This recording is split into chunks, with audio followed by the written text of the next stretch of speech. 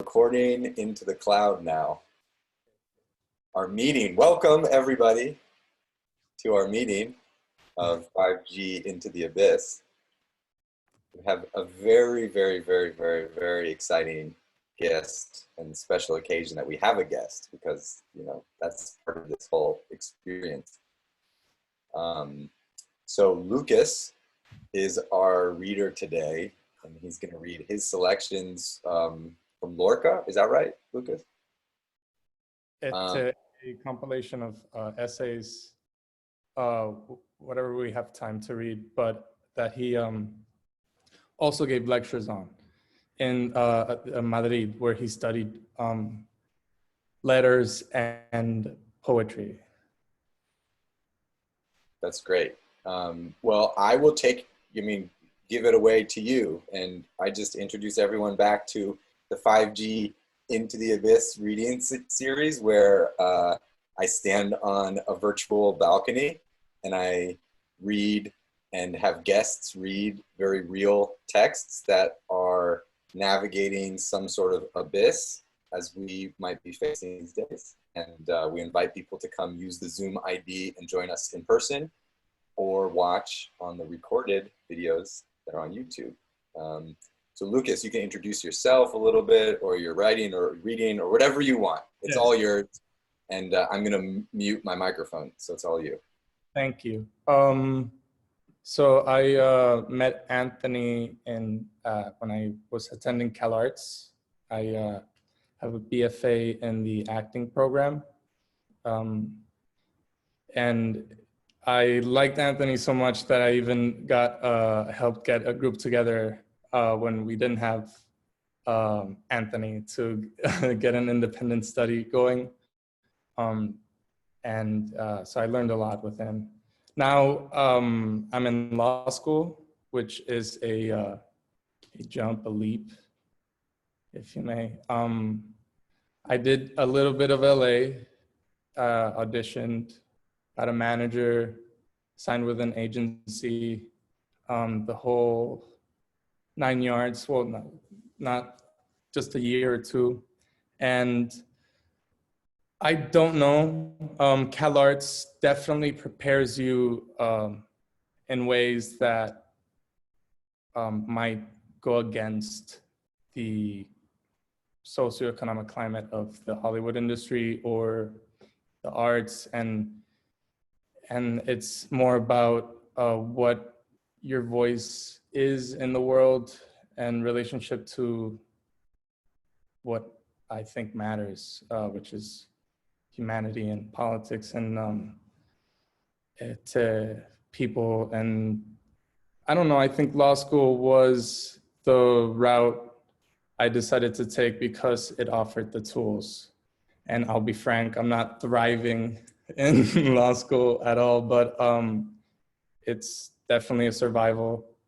But I am learning a lot, and my perspective has matured.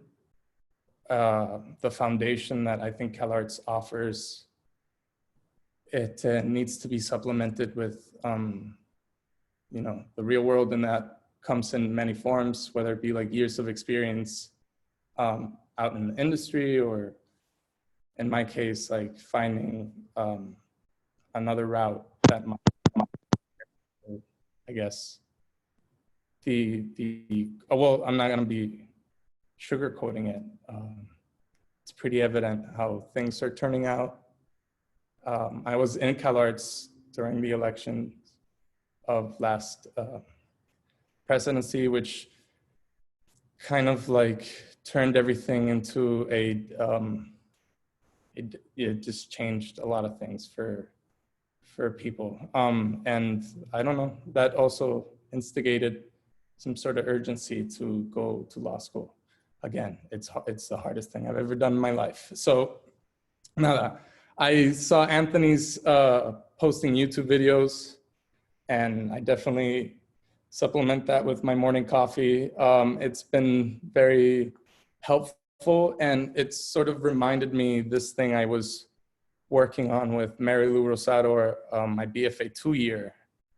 And she actually introduced me to these texts. And one of them that I'm going to start with is called Theory and Play of the Duende. And the Duende is a really interesting, I don't even know what to refer the Duende as, but I think Lorca takes a crack at it. And I guess if I were to paraphrase what I think Duende means in relationship to Anthony's series is like the abyss. What we're sort of facing at, the cloth that's been thinned out by our events, and the mystery that lies ahead. So I'm gonna start. This is Federico Garcia Lorca. It's translated by A.S. Klein, 2007. This work may be freely reproduced, stored, and transmitted electronically or otherwise for any non-commercial purpose. I give Anthony the PDF, so anyone tuning in can probably potentially get these if we share them. So here I go. I'm a little bit shaky because I've been just reading in my head for a minute. I haven't acted in a couple of seconds. Okay. Ladies and gentlemen, between 1918, when I entered the Residencia Estudiantes in Madrid, and 1928, when I left, having completed my study of philosophy and letters, I listened to around 1,000 lectures in that elegant salon where the old Spanish aristocracy went to do penance for its frivolity on French beaches. Longing for air and sunlight, I was so bored, I used to feel as though I was covered in fine ash on the point of changing into peppery sneezes. So no, I don't want that terrible blowfly of a boredom to enter this room, threading all your heads together on the slender necklace of sleep and setting a tiny cluster of sharp needles in my listener's eyes. In a simple way, in the register that in my poetic voice holds neither the gleams of wood nor the angels of hemlock, nor those sheep that suddenly become knives of irony. I want to see if I can give you a simple lesson on the buried spirit of saddened Spain. Whoever travels the bull's hide that stretches between the Yucar, Guadalfeo, Sil, and Bizet, please, I apologize in advance for certain pronunciation, but he goes hard. Guadalfeo, Sil, and Bizet rivers, not to mention the tributaries that meet those waves, the colors of lion's mane that stir the plata. Frequently hears people say, this has much duende. Manuel Torre, great artist of the Andalusian people, said to someone who sang for him, you have a voice. You understand style, but you'll never, ever succeed because you have no duende. All throughout Andalusia, from the rock of Jaén to snails' shells of Cadiz, people constantly talked about the duende and recognize it wherever it appears with a fine instinct. That wonderful singer, El Lebrijano, creator of Delba, said, on days when I sing with duende, no one can touch me. The old gypsy dancer, La Melana, once heard Brailovsky play a fragment of Bach and exclaimed, ole, that has duende, but was bored by Gluck, Brahms, and Milhaud. And Manuel Torres, a man who had more culture in his veins than anyone I've known, on hearing Falla play his own Nocturno del General life, spoke this splendid sentence, all that has dark sounds has duende. There's no deeper truth than that. Those dark sounds are the mystery, the roots that cling to the mire that we all know, that we all ignore, but from which comes the very substance of art. Dark sounds, said the man of the Spain people, agreeing with Gaudí, who in speaking of Paganini hit on a definition of the duende. a mystery force everyone feels and no philosopher has explained. So then, the duende is a force, not a labor, a struggle, not a thought.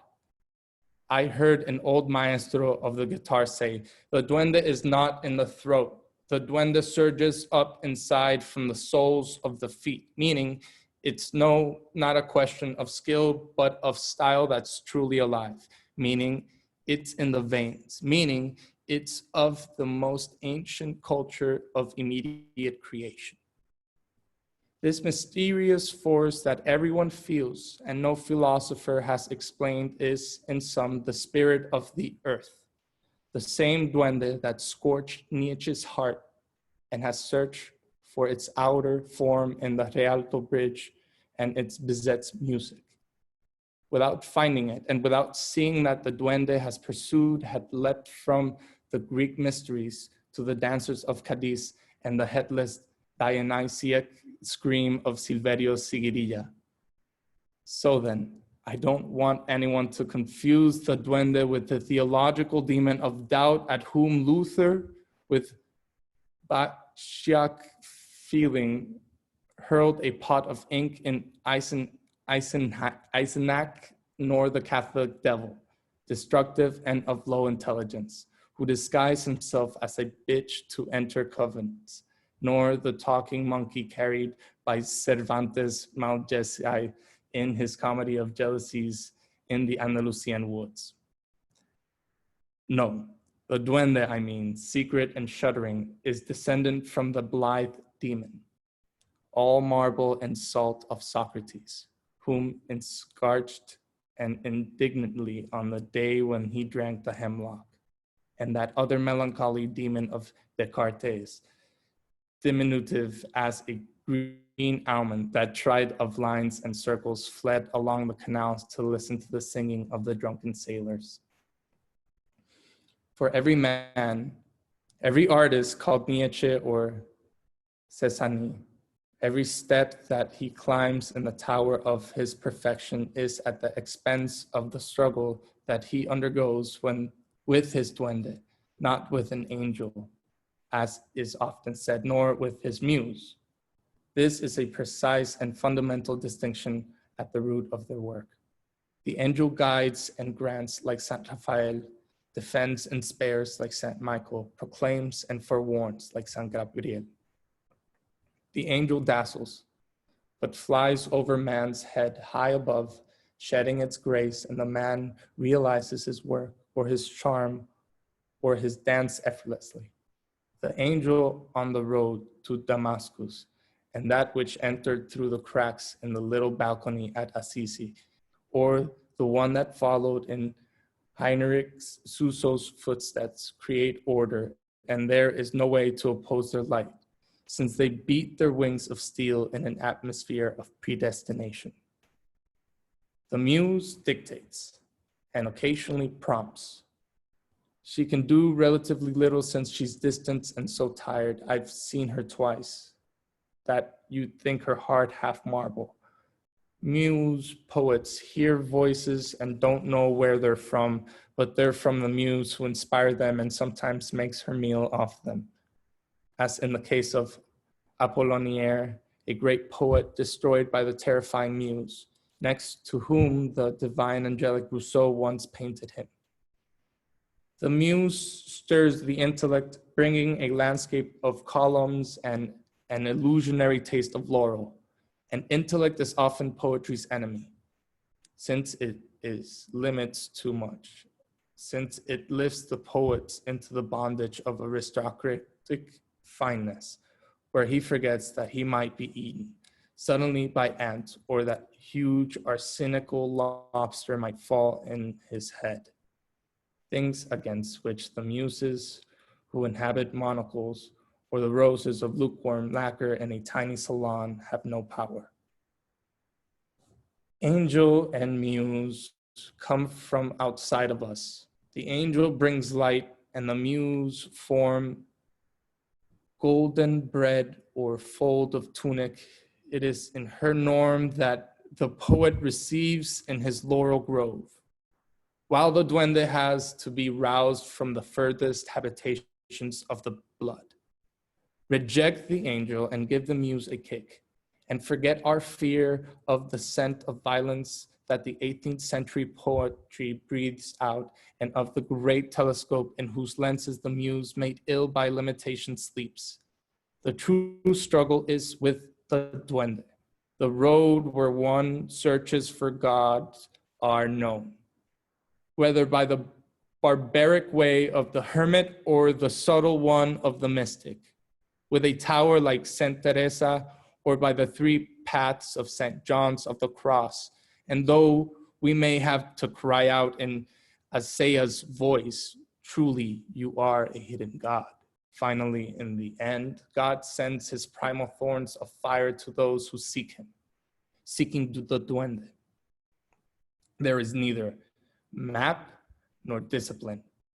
We only know it burns the blood like powdered glass, that it exhausts, rejects all the sweet geometry we understand, that it shatters styles and makes Goya, masters of grays, silvers and pinks of the finest English art, paint with his knees and fist in terrible bite mutant blacks, or strips Mosen, Zinco, Verdaguer, stark naked in the cold of Pyrenees, or sends George Manrique to wait for death in the wastes of Ocaña, or clothes Rimbaud's delicate body in a Saltimbanque's costume, or gives the Comte the lauderment, the eyes of dead fish at dawn on the boulevard.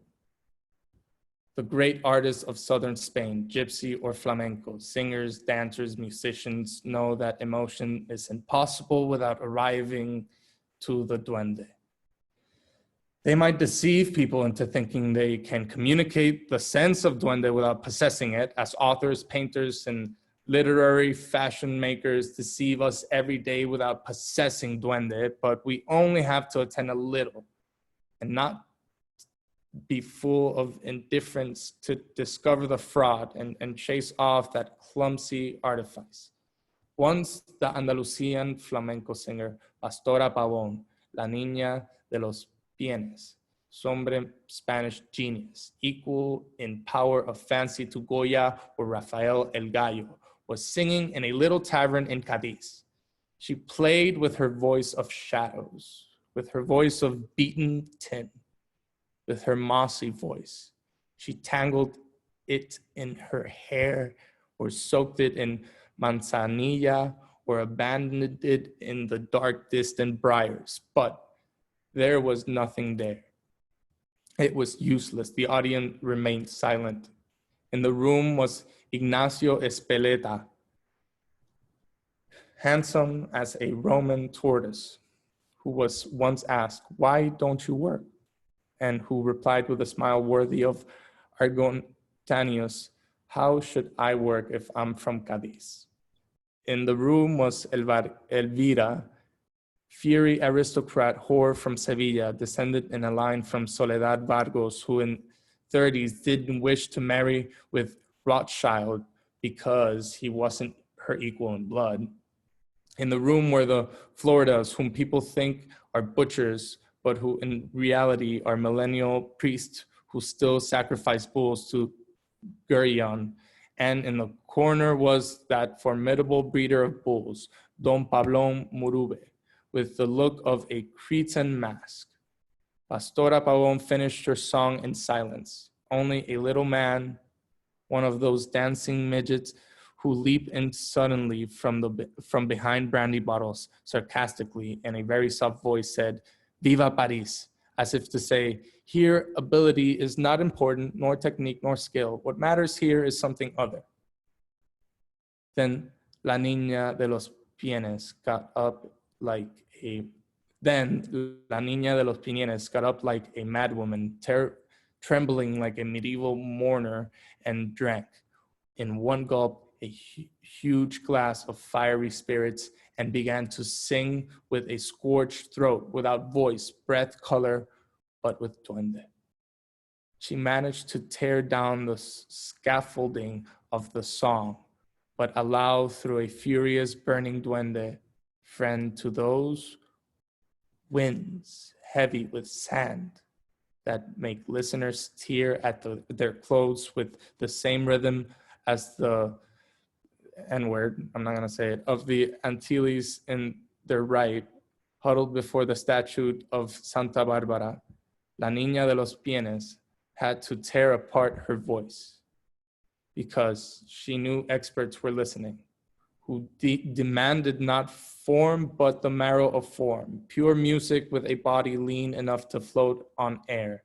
She had to rob herself of skill and safety, that is to say, banish her muse and be helpless, so her duende might come and deign to struggle with her at close quarters. And how she sang. Her voice no longer had a play, her voice a jet of blood worthy of her pain, and her sincerity opened like a 10-fingered hand, as in the feet, nailed there but storm-filled of a Christ by Juan de Juni. The arrival of the duende presupposes a radical change to all the old kinds of form. It brings totally unknown and fresh sensation with the qualities of a newly created rose, miraculous, generating an almost religious enthusiasm. In all Arabic music, dance, song, or elegy, the arrival of duende is greeted with vigorous cries of Allah, Allah, so close to the ole of the bullfight. And who knows whether they are not the same. And in all the songs of southern Spain, the appearance of the duende is followed by sincere cries of Viva Dios, deep human tender cries of communication with God through the five senses. Thanks to the duende that shakes the voice and the body of dancers, a real poetic escape from this world, as pure as that achieved by the rarest poets of the 17th century, Pedro Soto de Rojas with his Seventh Gardens, or John Climacus with his Trembling Ladder of Tears. Naturally, when this escape is perfected, everyone feels the effect. The initiate in seeing style defeat inadequate content, and the novice in seeing authentic emotion. Years ago, an 80-year-old woman came first in a dance contest in Jerez de la Fortenara against lovely women and girls with liquid waste, merely by raising her arms, throwing back her head and stamping with her foot on the floor. But in that crowd of muses and angels with lovely forms and smiles, who could earn the prize but her moribund duende sweeping the earth with its wings made of rusty knives? All the arts are capable of duende, but where it naturally creates most space, as in music, dance, and spoken poetry, the living flesh is needed to interpret them, since they have forms that are born and die perpetually and raise their contours above the precise present.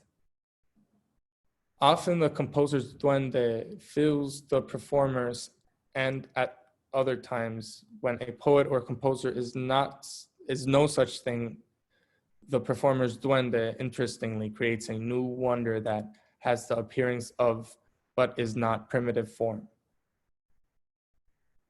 This was the case with the duende-haunted Eleonora Duse, who searched out failed plays to make triumphs of them through her inventiveness, and the case with Paganini, explained by Goethe, who made one here profound melody in vulgar trifles, and the case of delightful young girl in Port St. Mary's, whom I saw singing and dancing that terrible Italian song, O Marie, with such rhythm,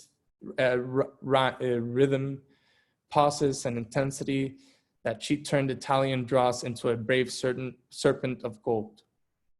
What happened was that each effectively found something new that no one had seen before, that could give life and knowledge to bodies devoid of expression. Every art and every country is capable of duende, angel and muse.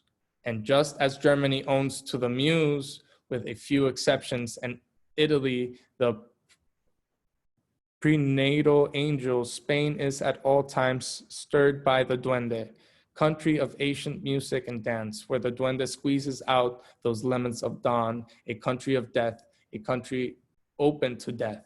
In every other country, death is an ending. It appears as they close the curtains. Not in Spain.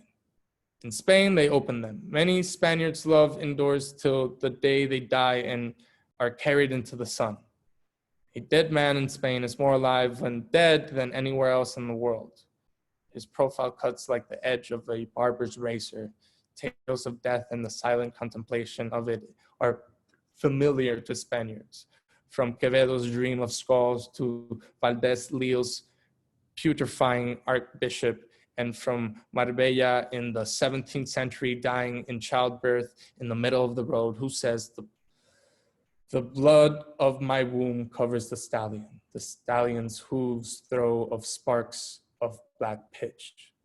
To the youth of Salamanca recently killed by a bull who cried out, friends, I am dying, friends, I am done for, I've 3 scarves inside me, and this one makes 4.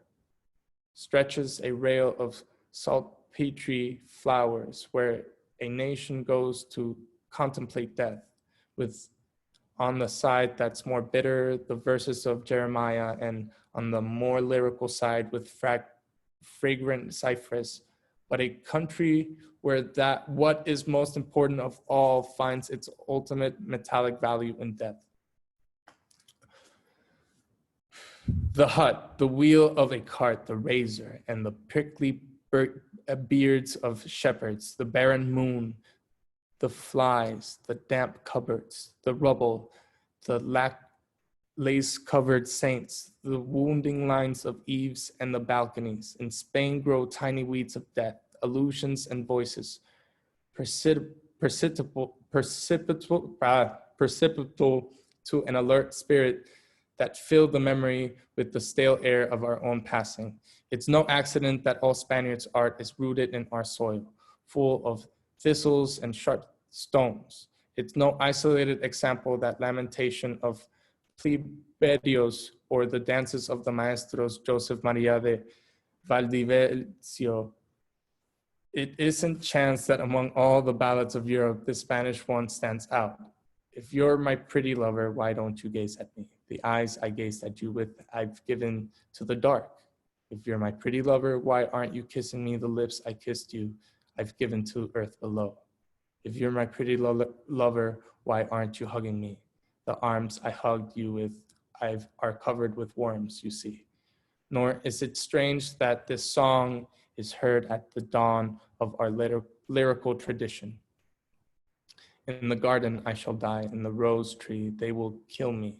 Mother, I went to garden roses, looking for death within the garden. Mother, I went cutting roses, looking for death within the rose tree. In the garden I shall die, in the rose tree they'll kill me. Those moon-frozen heads of the Zurbaran painted, the yellows of butter and the lightning in El Greco, Father Siguenza's prose, the whole of Goya's work, the apse of the Escorial Church, all polychrome sculpture, the crypt in the Duke of Osuna's house, the death with a guitar in the chapel of Benaventes in Medina del Rio Seco, equate culturally to the processions of San Andres to the Teixido, in which the dead take their place, to the dirges that the women of Austria sing with their flame bright torches in the November night, to the dances and chanting of the Sibyl in the cathedrals of Mallorca and Toledo, to the dark and court of Tortosa and the endless God Friday rituals, which with the highly refined festival of the bulls form the popular triumphs of death in Spain. In all the world, only Mexico can grasp my country's hand. When the muse sees death appear, she closes the door, or builds a Plyth, or displays an urn and writes an epitaph with her waxen hand. But afterward, she returns to tending her laurel in a silence that shivers between two breezes. Beneath the broken arch of the oath, she blinds in funeral harmony the precise flowers painted by the 15th century Italians and calls up Lucretia's faithful cockerel, by whom foreseeing shadows are dispelled. When the angel sees death, death appears, he flies in slow circles and with tears of eyes and narcissi, weaves the elegy we see trembling in the hand of Keats, Villasandino, Herrera, Bequier, and Juan Ramon Jimenez. But how it horrifies the angel if he sees and feels a spider, however tiny, in his tender rosy foot. The duende, by contrast, won't appear if he can't see the possibility of death. If he doesn't know he can haunt death's house, if he is not certain to shake those branches we all carry that do nothing, he can never bring consolidation. With idea, sound, and gesture, the duende delights in struggling freely with the creator on the edge of the pit. Angel and muse flee with violin and compasses, and the duende wounds. And in trying to heal that wound that never heals lies the strangeness, that inventiveness of man's work. The magic power of a poem consists in its always being filled with duende, in its baptizing all who gaze at it with dark water, since with duende it is easier to love, to understand, to be certain of being loved and being understood, and the struggle for expression and communication of that expression in poetry sometimes acquires a fatal character. Remember the example of the flamenca duende field Saint Teresa. Flamenca, not for entangling an angry bull and passing it magnificently 3 times, which she did, but not because she thought herself petty before Brother Juan de la Miseria, nor for slapping his holiness nuncio, but because she was one of those few creatures whose duende, not angel, for the angel never attacks anyone, pierced her with an arrow and wanted to kill her for having stolen his ultimate secret, the subtle link that joins the 5 senses to what is core to living flesh, the living cloud, the living ocean of love liberated from time. Most valiant vanquisher of the duende and the counterexample to Philip of Austria, who sought anxiously in theology for muse and angel and was imprisoned by a duende of icy endure in the Escolarian palace, where geometry borders on dreams and where the duende wears the mask of the muse for the eternal punishment of the great king. We have said that the duende loves the edge, the wound, and draws close to places where forms fuse in a yearning beyond visible expression.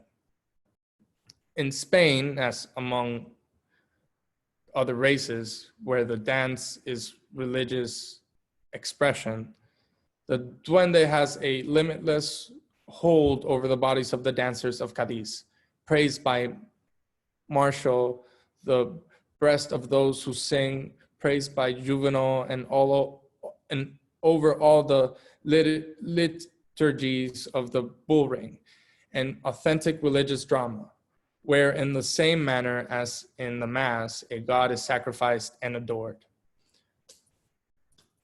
It seems as if all the duende of the classical world is concentrated in this perfect festival, expounding the culture and the great sensibility of a nation that reveals the finest anger, bile, and tears of mankind, Neither in Spanish dance nor in the bullfight does anyone enjoy himself. The duende charges itself with creating suffering by means of a drama of living forms and clears the way for an escape from the reality that surrounds us. The duende works in the dancer's body like wind and sand. It changes a girl by magic power in a lunar paralytic or covers the cheeks of a broken old man, begging for alms in the wine shops with adolescent blushes, gives a woman's hair the odor of a midnight seaport, and at every instant works the arms with gestures that are the mothers of the dances of all ages.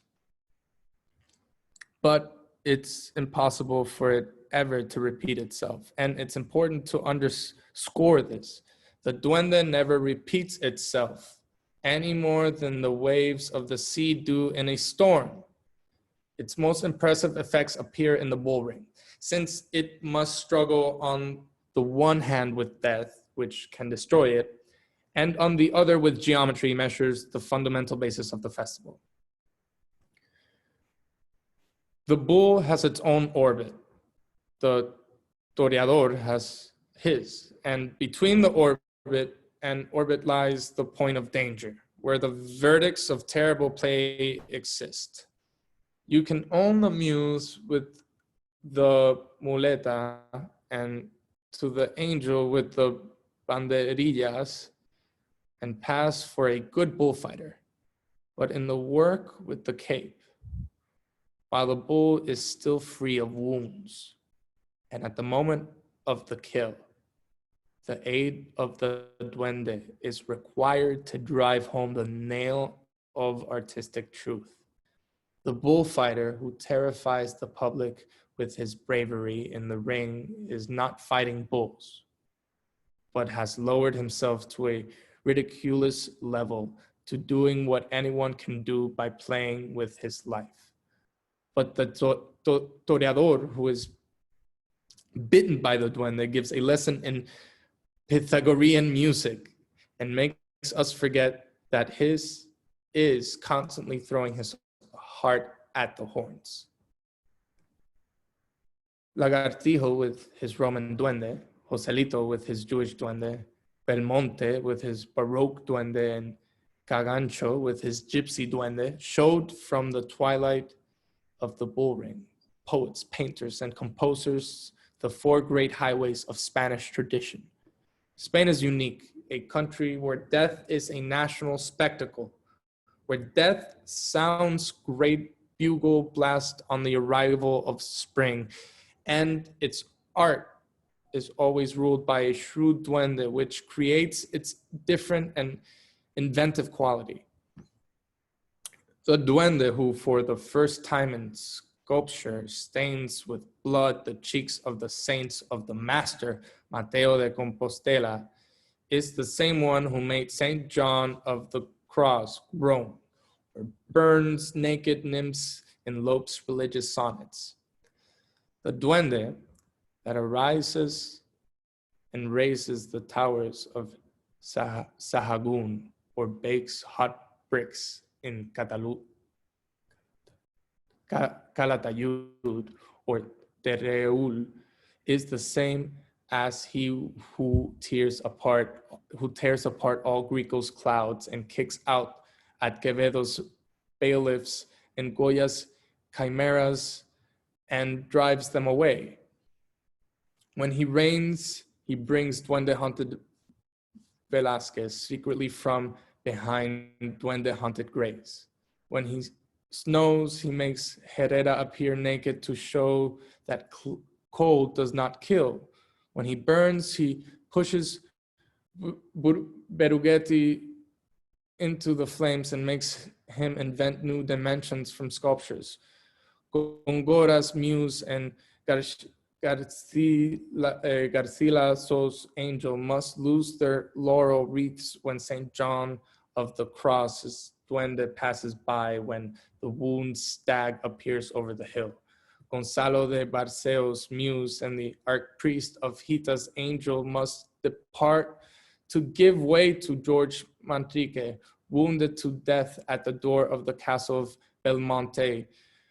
Gregorio Hernandez's muse and Jose de Mora's angels must bow to the passage of the Mena's Duende, weeping tears of blood, and Martinez Montañez's Duende with the head of an Azarian bull.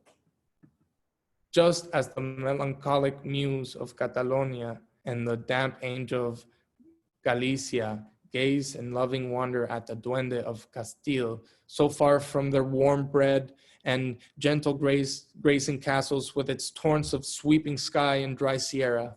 Quevedo's Duendes and Cervantes, the one with green anemones of phosphorus, the other with flower of Riudera Gibson, crown the altarpiece of Spain's Duende. Each art, as is natural, has a distinct mode and form of Duende, but their root unite to the point from which flow the dark sound of Manuel Torre, the ultimate matter and uncontrollable mutual depth and extremity of wood, sound, canvas, word. Dark sounds behind which in tender intimacy exist volcanoes, ants, cypress, and the vast night pressing its weights against the Milky Way. Ladies and gentlemen, I have raised 3 arches, and with clumsy hands placed within them the muse, the angel, and the duende.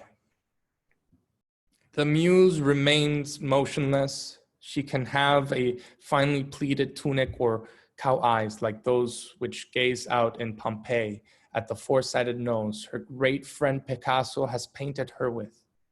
The angel can disturb Antonello's de Mencina's head of hair, Lippi's tunic, or the violence of Masolino or Rousseau. The duende, where is the duende?